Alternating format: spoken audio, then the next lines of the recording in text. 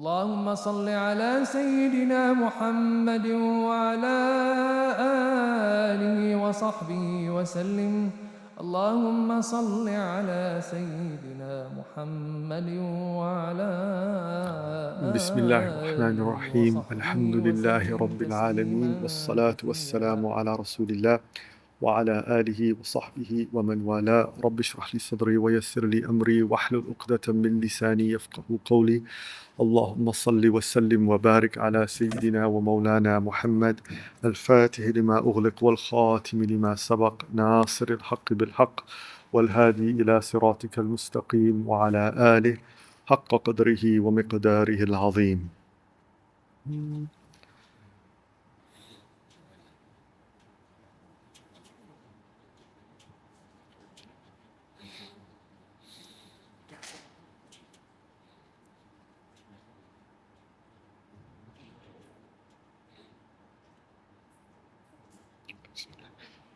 Bismillah. So where we were continuing, inshallah, where to continue is to continue where we left off about the line of Islam and what that line represents and how special that line is. And if you please forgive me, I'll just go back one or two slides just to translate something. Masalih is translated as benefits, and mafasid is translated as harms. And in the study of usul al-fiqh, we understand and we begin to develop a greater appreciation for the fact that all of the rulings in fiqh are there to promote a benefit and to demote a harm. And this line of Islam is such that if we are to adhere to it and to adhere to what the Sharia comes with, we will bring benefit into our lives. But the harms that will come from abandoning the Sharia and what the Sharia calls to are the mafasid that when we leave that line, we expose ourselves to. So, for example, from the beautiful rulings of the Sharia is the prohibition of alcohol. And yet in modern society, alcohol is permitted. Why is it? Why do we have this inconsistency that smoking is, forbidden, is made, it's unacceptable to do it in certain places, etc. But alcohol is still allowed. Why is there this inconsistency in the way we rationalize certain elements that are of benefit to us and not? Well, the Sharia is much more consistent, and the Sharia does it so beautifully in recognizing the masalih and promoting it. With respect to makarim al-akhlaq, or beautiful character, it is that character of Rasulullah sallallahu alayhi wasallam and the beautiful characteristics that he came with. And the opposite of that are muhlikat. And muhlikat is, for example, a term that Imam al-Ghazali uses when he speaks about those vices that destroy.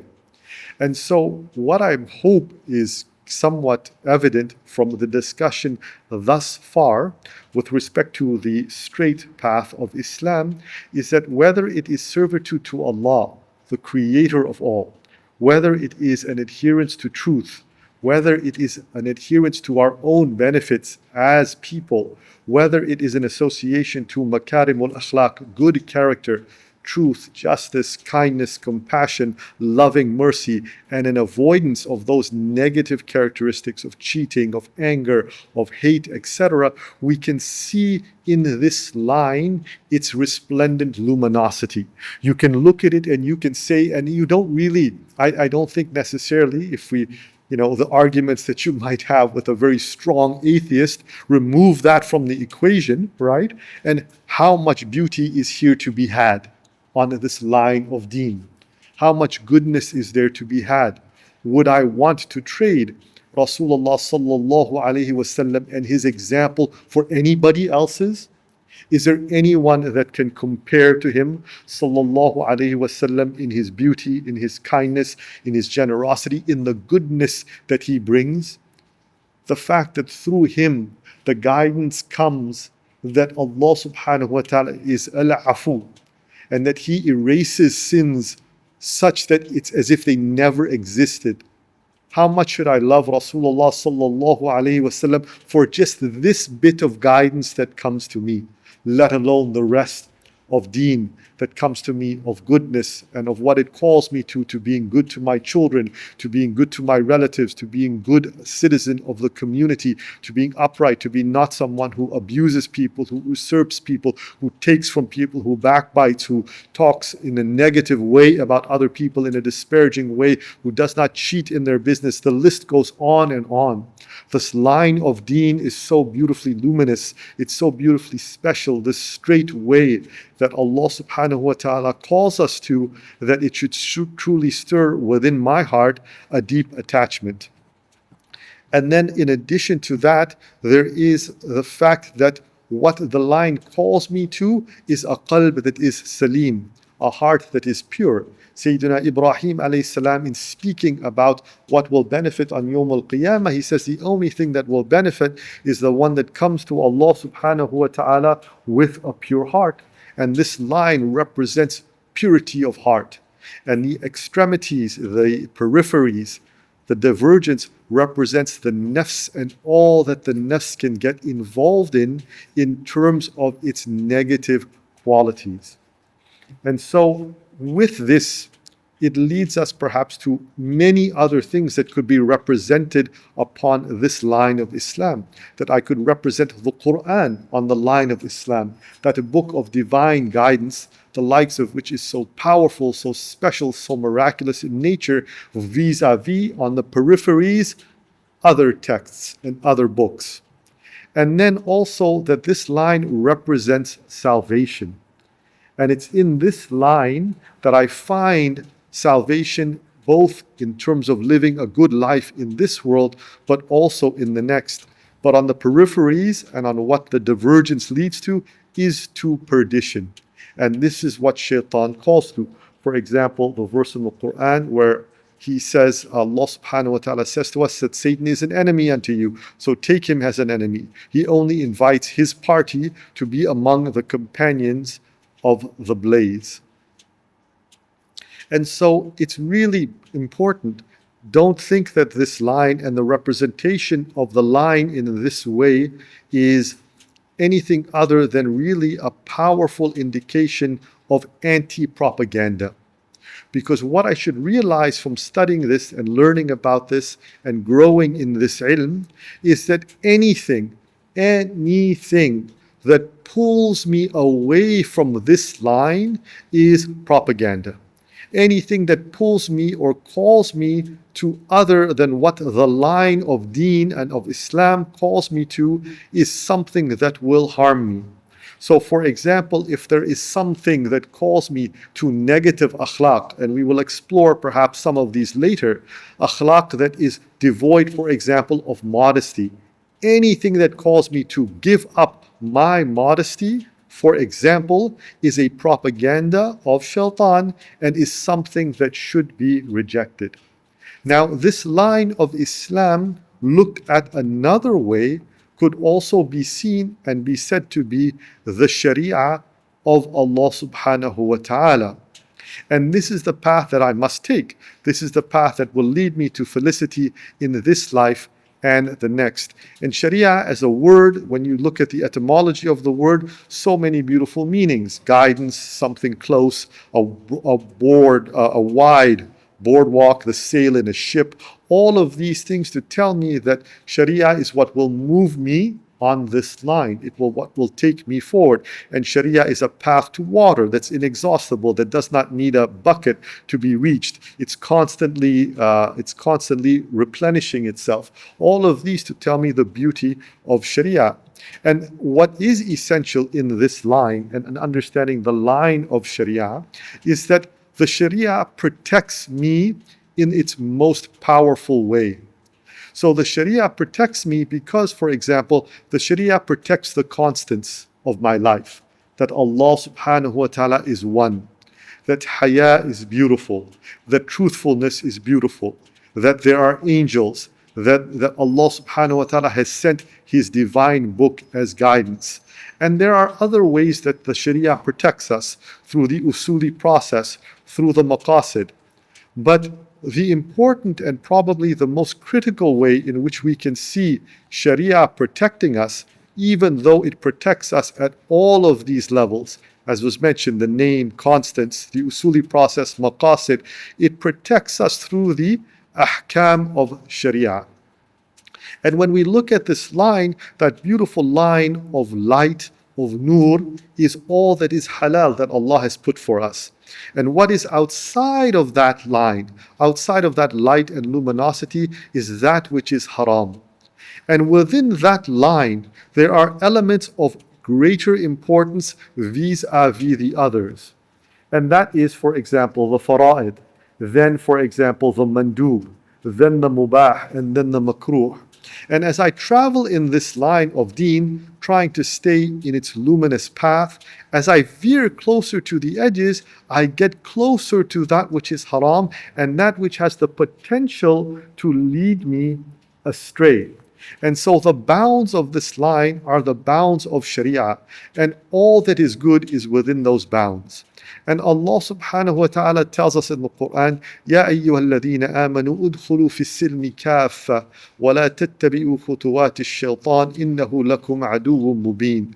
O you who have believed, enter into Islam completely, perfectly. Stay in that line, within that line, and do not follow the footsteps of Shaytan, for indeed he is to you an avowed enemy.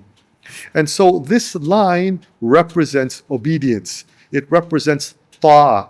And on the outside of those lines is disobedience. Now, if you remember at the start of our discussion about propaganda, we gave several examples that were very, I think, somewhat diverse, but that showed that propaganda is something that is very difficult to pinpoint exactly because it has its ramifications in so many different areas of life. So, for example, there is deep propaganda at the state level. So, for example, why is it, and I had read this, that, for example, part of the aid packages that were given to the people of Gaza stipulated that they had to change certain elements in their textbooks as it pertains to Islam. Here we have an example of propaganda happening at the level of states. If you look at some of the loans and bailouts that happen through monetary or worldwide organizations, how much of it is tied to the idea of you have to do what I say or else you don't get any money, whether it's support, whether it's political support. And this happens at all levels. But if we truly want to have that simple equation for what it is that we need to guard against in propaganda, it's the Sharia. And the Sharia is that gift of Allah subhanahu wa ta'ala that will help us lead a beautiful, a moral life. Think of that line. Would I like to live my life in the blackness of the peripheries at all?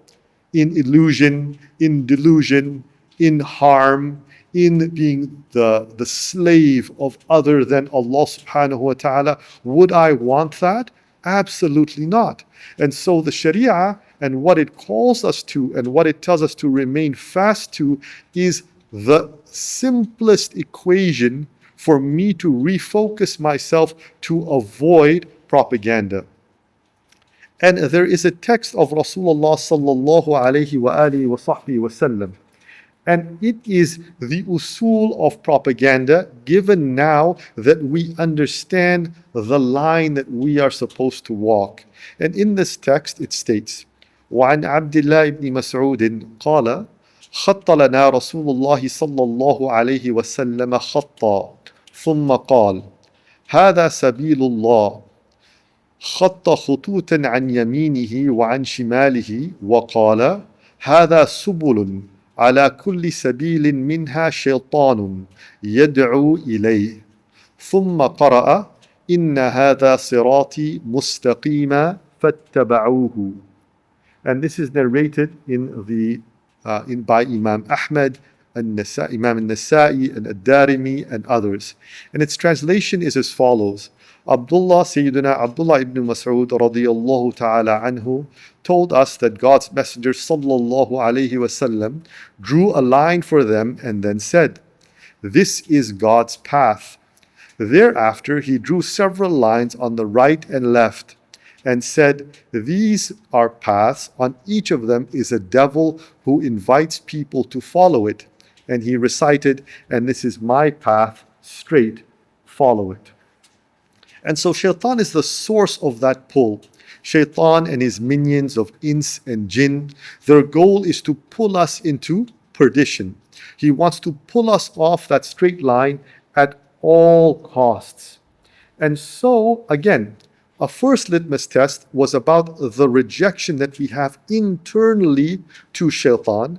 The second litmus test that can help us understand what is our relationship to that can help us teach us about our relationship to deen is how attached are we to the Sharia of Allah subhanahu wa ta'ala. How attached and how desirous are we of staying on that path? How are we aware and how much do we spend time thinking about the necessity to adhere to that path and to not allow ourselves to be pulled away? Because of all of the elements that we discussed before about the peripheries and the straight path of Islam, propaganda will happen to us in each of those categories and more. So if I were to ask a question, if someone advertises a sugary cereal, is that propaganda? No? It is propaganda. It's propaganda because the line of Islam calls us to masalih, to our own benefit. So if I'm advertising for a product that is going to be harmful to me, then it is a form of propaganda. Is, for example, an advertisement for a music concert, is it propaganda? Why is it propaganda? Why else? It's because it's, music to a certain extent, but also because of the akhlaq associated with what is a music festival and how it is inconsistent with haya. It is inconsistent with the beautiful teachings of deen, of the way in which genders relate and how they should relate, and the safety that Allah calls us to in maintaining a certain type of relationship and distance in the way we see and deal with one another. And so the Sharia is that beautiful luminous path, but at the same time, on the calling us away from this path is Shaytan and his incessant calls to remove us. So when there is something, so for example, a video game that, is abusing, I'm allowing it to abuse me by it taking more of my time. That is a form of Shaytan calling me and pulling me away from the line of deen.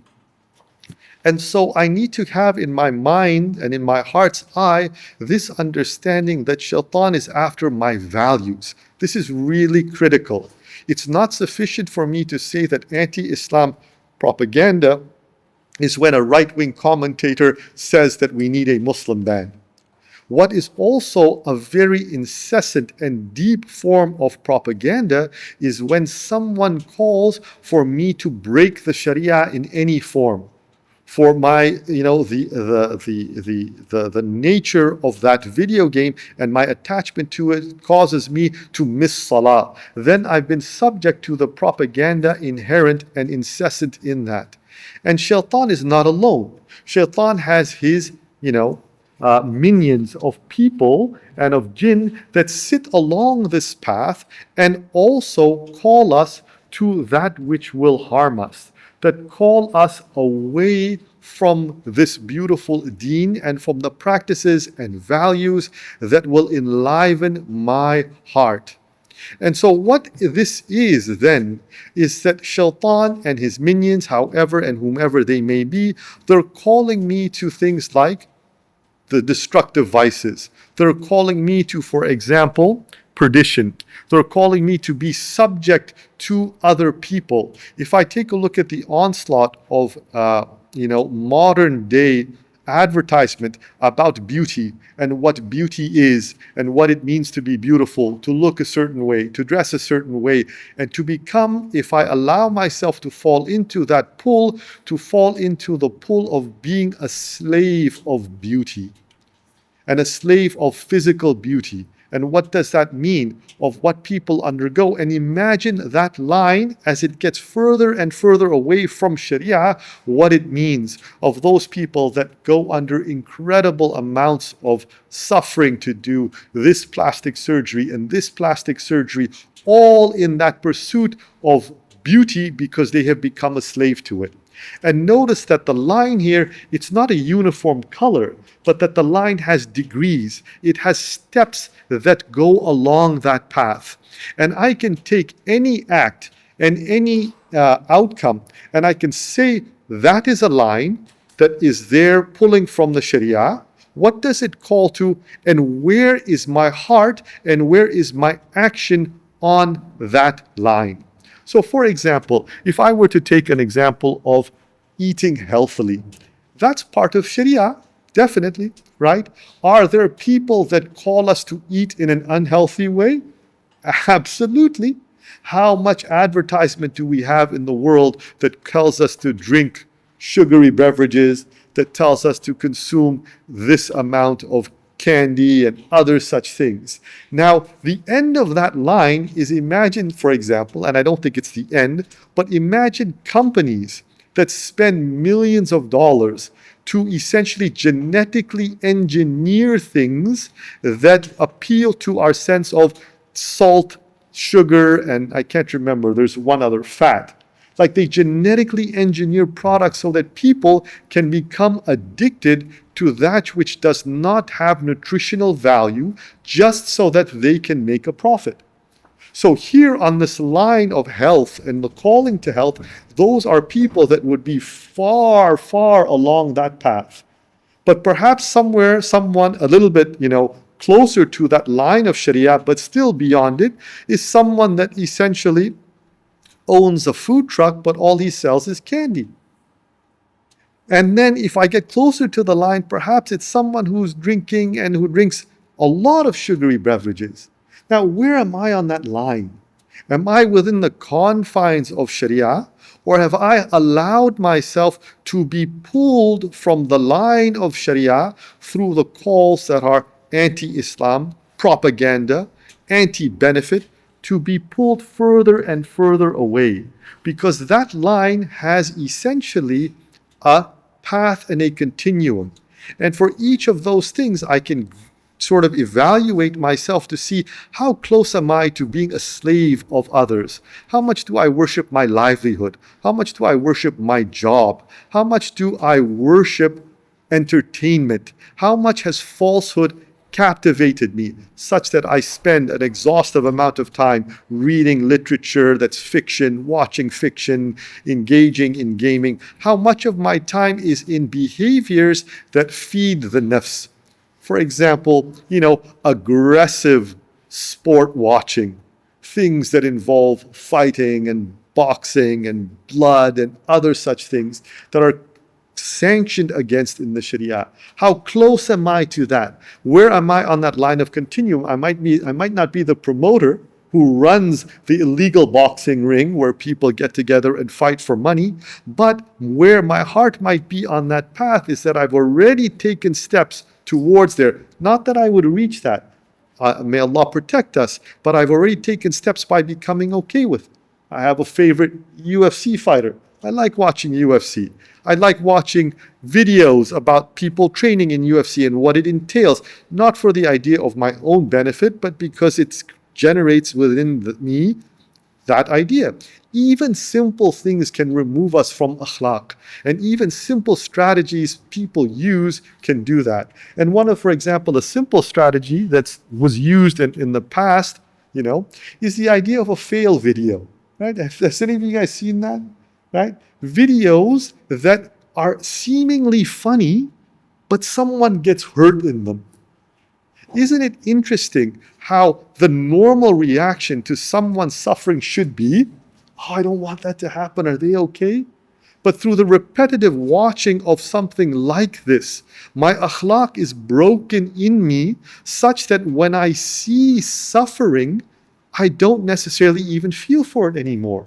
This pull away from that beautiful akhlaq of caring for people, what does it lead me to? In fact, they say, and this is proven, there are lots of, for example, exposés that speak about the video game industry and first-person shooters, etc., that essentially speak about how they were produced with the help of the industrial military complex.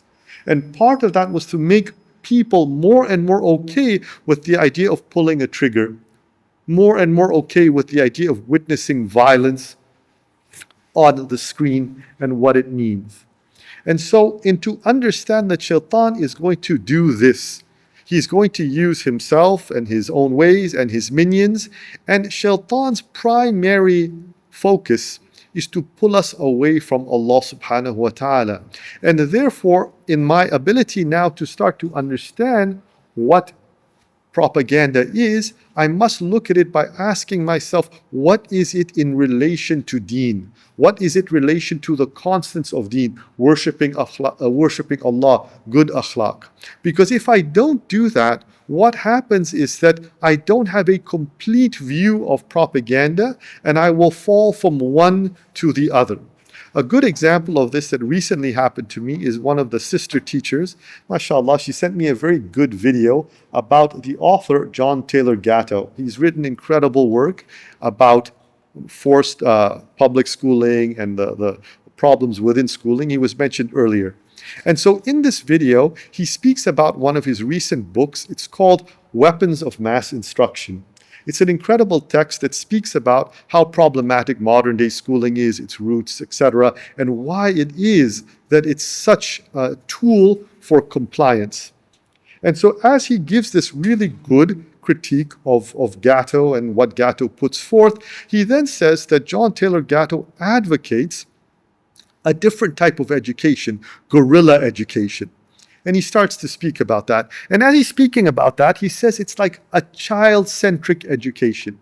And then speaking about that, he says that, anyone can be the child's teacher, about how different it is that it's not a specific teacher impressing upon them views, but anyone. And he says that if the child wants to, the child can learn dance, the child can learn poker, all as a means to grow intellectually. Now this, interestingly enough, before exposure and deeper exposure to Islam, values and deen and safety in deen and what the deen has of guidance for my own happiness, that would have been an easy way for me to move from one propaganda to another. Because his interpretation of what Gatto advocates, and I don't know how accurate it is in that sense, is deeply flawed. I don't want my child to learn dance. I don't want my child to learn poker. I don't want my child to dabble in gambling to learn the mechanics of it and what it means.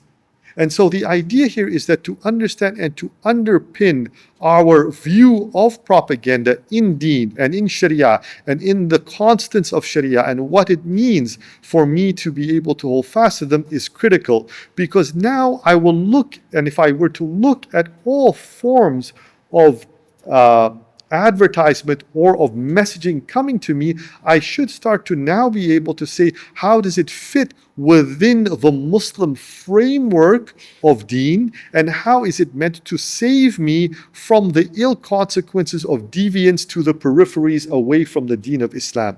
So for example, let's say I see an ad for Turk Cola.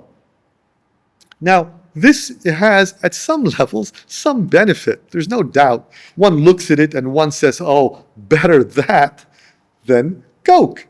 That's like it says halal on it. Can isn't that fascinating, right, on the can? And so now, at one sense, yes, I can see that there's definite benefit in not supporting, companies that have a direct implication in the genocide of a people. But even that idea for Turk Cola, that's a very subtle issue now.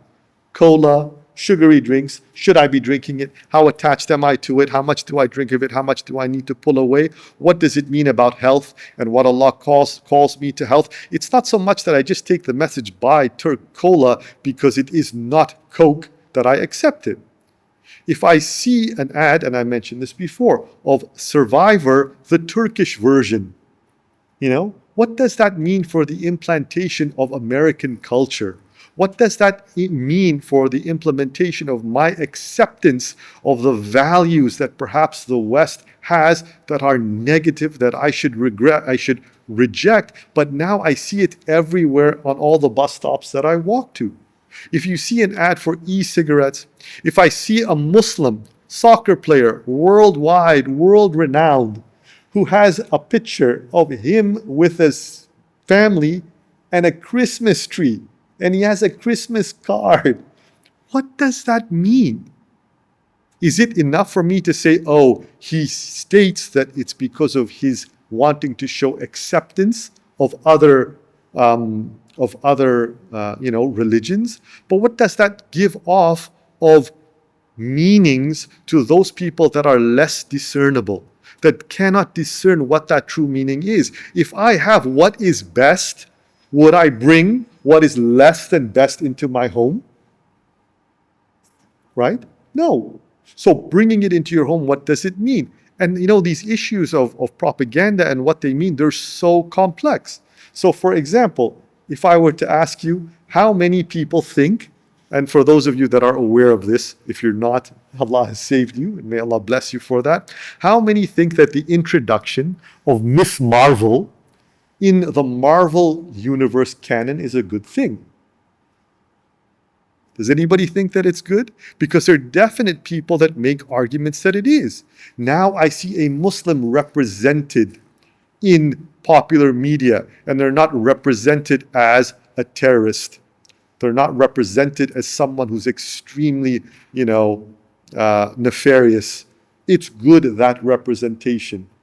And so, perhaps there's some arguments that people can be made like that. But then what happens when Miss Marvel is now in a Marvel universe, the likes of which says that there are people that can turn into a Hulk, or there are people that have the power to fly, or people that have the power to shoot lasers from their eyes? What do we reduce Islam to, as it is now injected into an environment that is completely fantastical? Do we think that Islam is that, or is Islam truth? And is the implementation or the implication of having Miss Marvel now, being, in all these recent movies, capturing, quote unquote, the Muslim market? If Miss Marvel, she's like the pinnacle, she should be the pinnacle of what? Amr bil ma'roof wa nahy anil munkar. But what is she doing? Is it only those people that, in that Marvel universe that are like that? But what about the harms that have to happen? And this is not only for Miss Marvel, it's for anything. What happens when we now are living in a society whereby in which there's so much complexity, there's so much challenge? A textbook is replete with potential propaganda. Why is it that in some countries we will see that the textbooks that are being used in sub-Saharan Africa are Western textbooks written by Western authors? Why is it that when I go to school for 13 years of my life, I will read about scientific processes devoid of Allah's mention? What does that generate inside of me? If I were to look at it perhaps locally, right, in Istanbul, for example, what does it mean that, at the local swimming pool, the men's swimming times are no longer there? It's only men and women, or women only. What does this mean? There is a deep propaganda that's at play here. There's a deep shift.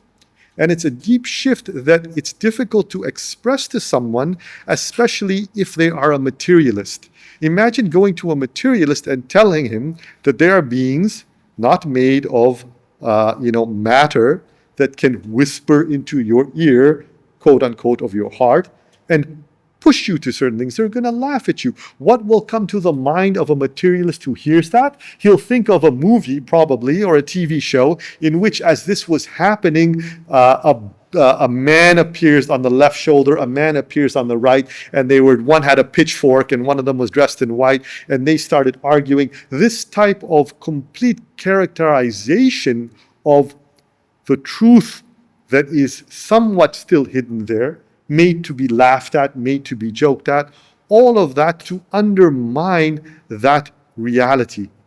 And so the idea and the pull away from the center, from deen, is something that we need to be very, very aware of, and we need to look at it in this sophisticated approach. But even though I might see propaganda in art, in architecture, in television, in statecraft, in food safety, I might see it in all of these ways.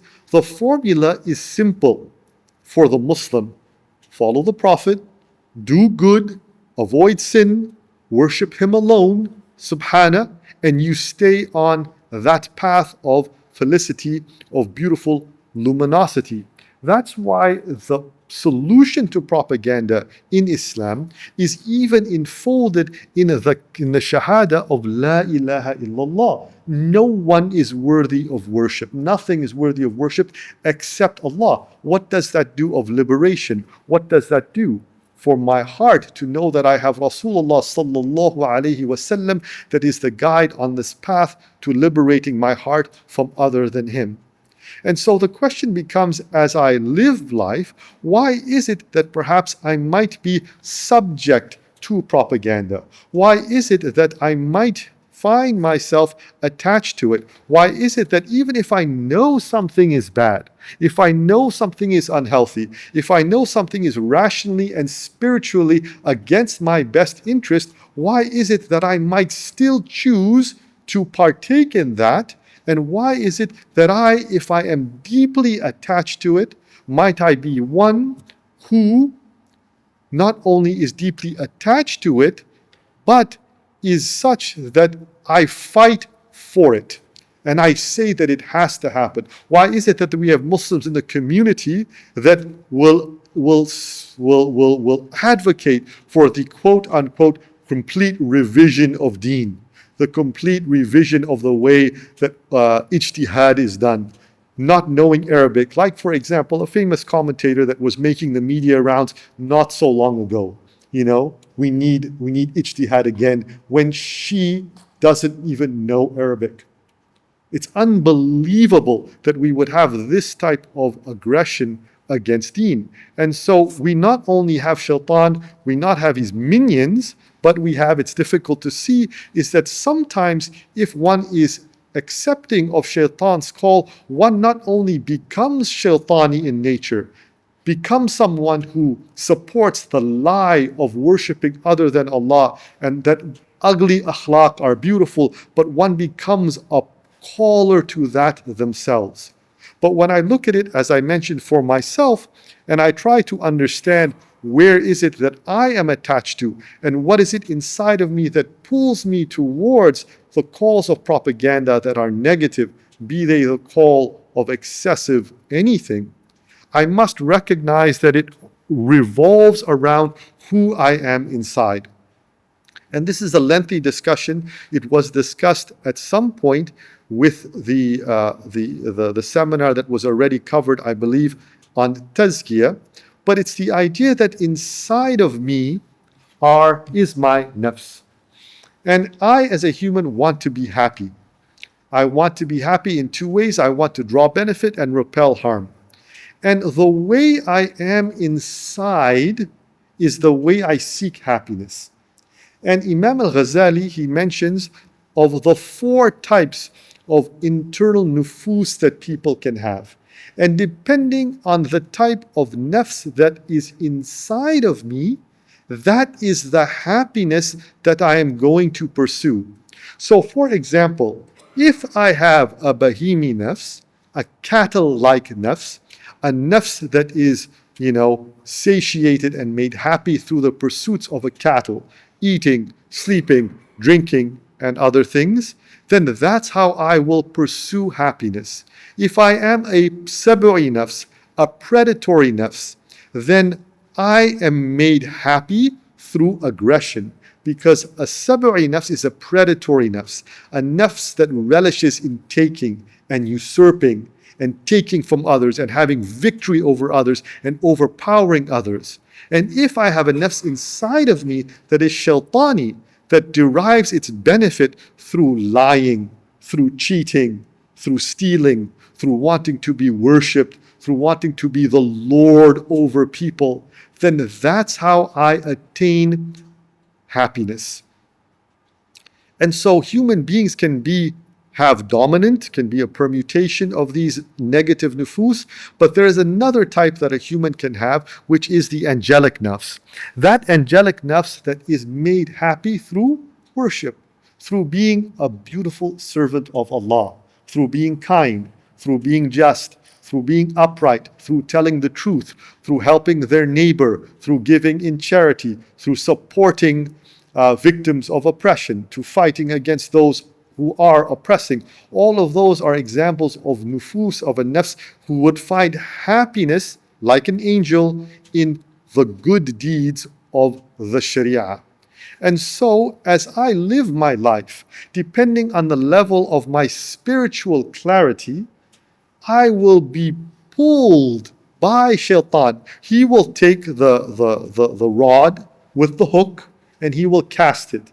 And he will cast it into my heart. And if he casts into my heart the hook that is bahimi or sab'i or shaytani, if I am that inside, it finds purchase. And he pulls me along the steps away from this path of deen, closer and closer to my perdition. And one of the primary ways that Shaytan does this is through leveraging even the concept of freedom. He wants us to be free so that we pursue the nafs that is inside of us. And so Shaytan mentioned this, and this is used in so many different ways. Politically, at the level of statecraft, this is used all over the place. Freedom. We want to give you freedom. Freedom for what? To become a consumer, to become someone who is a slave to materialism, to become someone who is a slave of the monoculture that is affecting the world today. And so this line that Shaytan is pulling me on and pulling me through can be anything. It can be anything that pulls me away from the Sharia of Allah subhanahu wa ta'ala. And propaganda is essentially a representation of a false reality. It's a lie. Because there is no happiness, true happiness, outside the line of deen. Is there a happiness for a behema, for a cattle? Yes. Is there a happiness for a sab'i, a predator? Yes. Is there a happiness for shaitan? Yes, but it is all beyond that line of deen. It's not a pure happiness. It is a paltry happiness that pales in comparison to what the line of deen calls us to. And so these are the core principles within propaganda in terms of who I am inside, the calls that take place, what is the call's intent, what is the call really calling me to, what tactics are being used, and how am I being manipulated inside of me to pull me along to other than what the deen calls me to. And so, for example, right? Propaganda in action. Let's just look at a few examples. This is an ad, Ajib, it's so strange, for a music festival in Jeddah. In Jeddah, to be of all places. And what's it called? Balad Beast. Ajib. Look at that.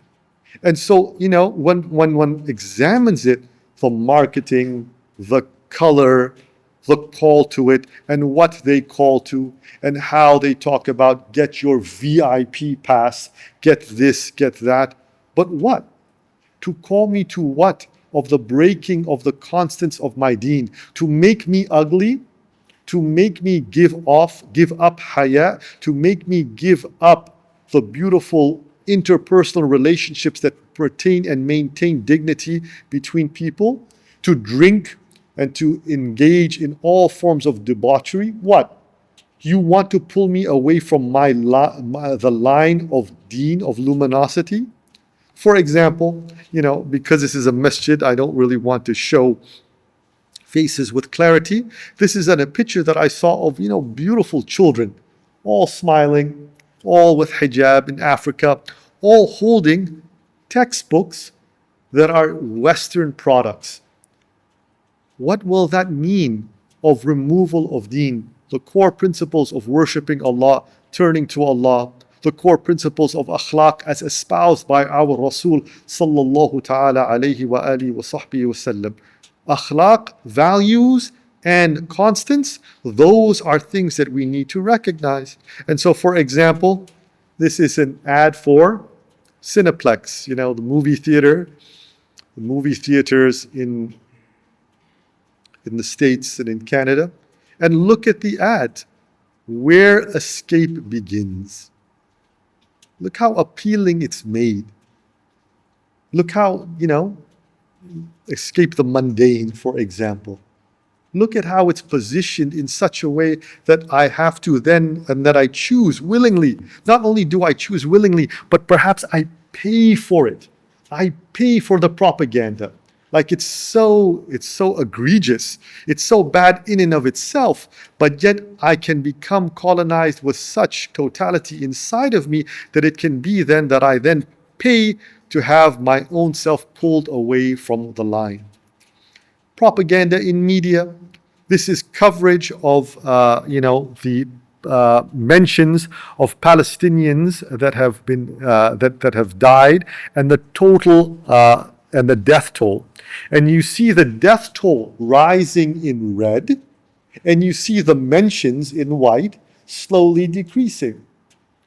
What type of propaganda, what type of world do I want to live in where people try to hide a genocide?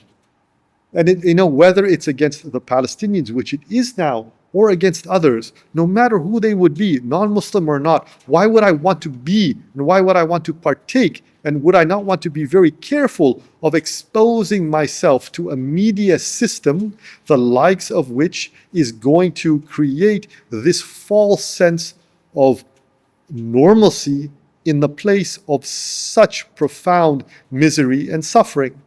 And so, for example, this is, again, on the slaughter of Israelis, not Palestinians. I'll read you the quote. It's from The Intercept. Highly emotive terms for the killing of civilians like slaughter, massacre, and horrific were reserved almost exclusively for Israelis who were killed by Palestinians, rather than the other way around. When the term appears in quotes, rather than the editorial voice of the publication, they were omitted from the analysis. The term slaughter was used by editors and reporters to describe the killing of Israelis versus Palestinians 60-1. And massacre was used to describe the killing of Israelis versus Palestinians 105-2. Horrific was used to describe the killing of Israelis versus Palestinians in public media 36-4. Right? This is each fan, each area, each field has its very profound tools of propaganda. And if you're in a field, in advertising, or you're involved in that, in the media, in statecraft, in education, it doesn't matter. Then it becomes more incumbent upon you to learn what those techniques are. Here's an example of a field. Here is an example of an ad for Cheerios. Okay? And you'll notice that on the ad, what does it say? It says America's favorite cereal. And this is, for example, in marketing, it's called bandwagon argumentation. Everyone is doing it. If you don't do it, you're going to suffer. You're not going to achieve the joy, the FOMO, the fear of missing out. And so here's an example of that type of propaganda in action. Here's another example for the Xbox, right? And it says, the ad says, the actual text is, don't be a wimp, with the word wimp written like we, right? Like the Nintendo Wii. Play like an elite. And this is another example of marketing because it's name calling and what they do to use name calling as a means to get people to change opinions and buy. And finally, here's a final example of it. This is Mr. Clean. You'll notice that the tagline on Mr. Clean says 50% stronger, right? And this tagline is, in marketing advertising terms, it's called card stacking. I'm mentioning something that's really irrelevant to the real cause to get people to buy it.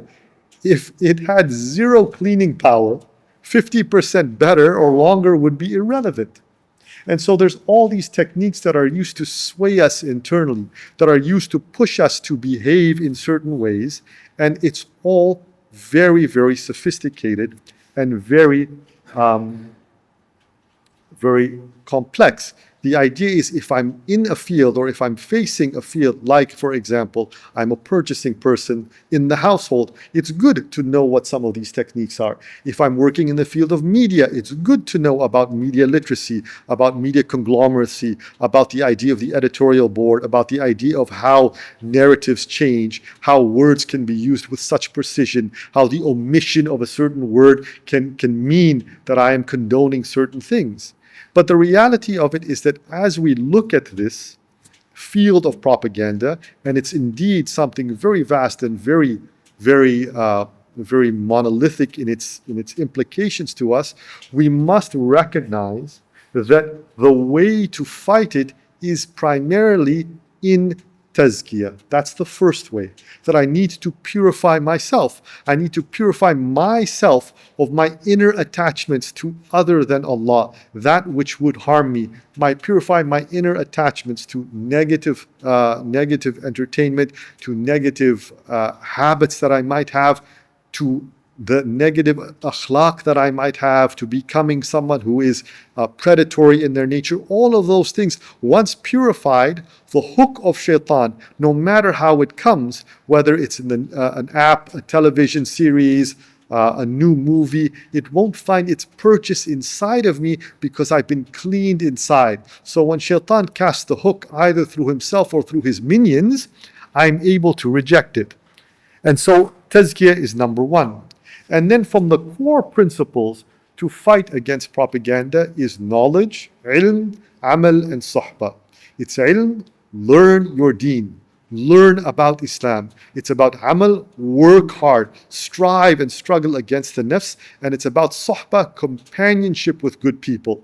The more I'm in the companionship of good people, the more I surround myself with people that care about makarimul akhlaq, beautiful akhlaq, that care about the worship of Allah alone, that care about being close and being accepted and loved by Rasulullah sallallahu alaihi wasallam. The more that people care about the true benefit of communities and families and society, the more I will automatically be in a buffer zone of safety. And the practical tips that we use to fight propaganda are first dhikr and dua. The dua, in that it's the umbilical cord between the servant and his Lord. Allahumma arina al-haqqa haqqa warzuqna ittiba'a wa arina al-batila batilan warzuqna ijtinaba. That, oh Allah, allow me to see truth as truth and give me the strength to follow it. Allow me to see falsehood as falsehood and give me the strength to stay away from it. But dhikr also, and being in a state of remembrance, is critical to the fight against propaganda. Because propaganda is this means by which Shaytan and his minions, they try to pull me away from Allah. And the more I am in dhikr, the more I will remember the truth of my existence, the truth of my purpose in life, and the reality of how to get there. I study ilm, I must learn the different specific techniques of propaganda depending on the field that I'm studying. I must also live in the company of the righteous, live in conducive environments. I must reduce accessibility. If I have a phone and I find myself constantly bombarded with messages, I need to get off notifications, get off certain platforms, because the impact of even a gaze of the haram has its impact in the heart upon me. When I focus on the fundamentals of my deen, especially my character, and building beautiful character, I automatically isolate myself from falling prey to the machinations of others.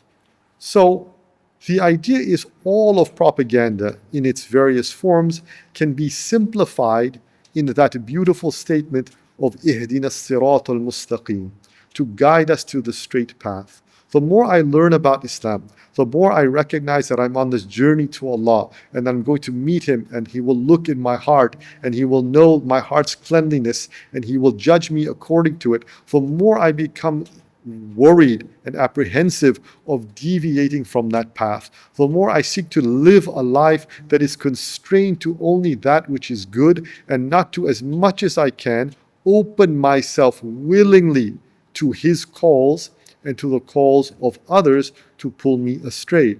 And this, inshallah, is wrapped up in our salah.